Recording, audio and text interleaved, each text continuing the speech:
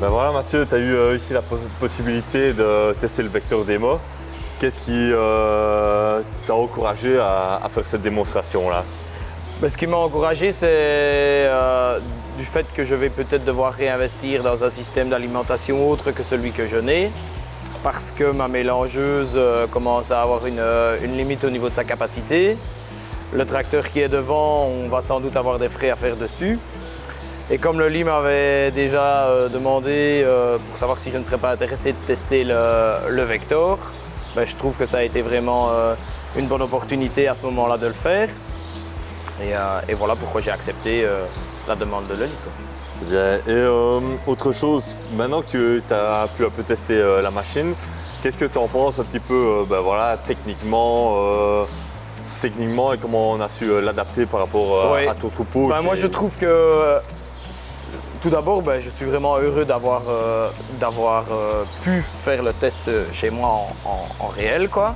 Je trouve que techniquement la machine travaille très très bien. Elle s'est vraiment adaptée à ma demande au niveau de la ration des vaches parce que je ne voulais absolument aucune perturbation au niveau du troupeau. Donc techniquement elle fonctionne très très bien. Malgré tout au niveau de la gestion des alarmes, on peut être vraiment serein aussi parce qu'on est très très tranquille, si ce n'est la gestion de la cuisine et les alarmes sont dues à une mauvaise gestion de la cuisine. Donc quand la cuisine est vide, le Vector appelle. Mais au-delà de ça, techniquement, je n'ai rien à dire sur le fonctionnement de la machine. Okay.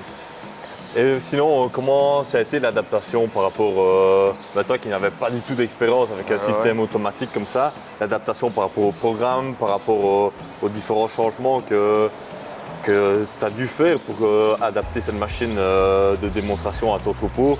Est-ce que ça s'est bien passé ou C'est bien passé parce que c'est pas parce que tu es en face de moi, mais je vais dire on est très très bien encadré par l'équipe Le Lip pour la mise en route. Parce que moi j'étais quand même assez stressé de peur de perturber mon troupeau.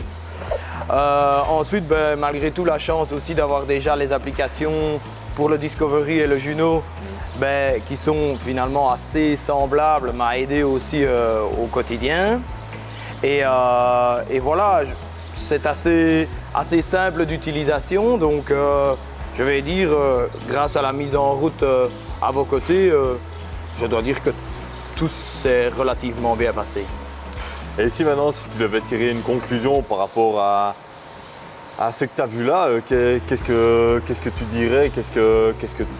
Voilà. Je retrouve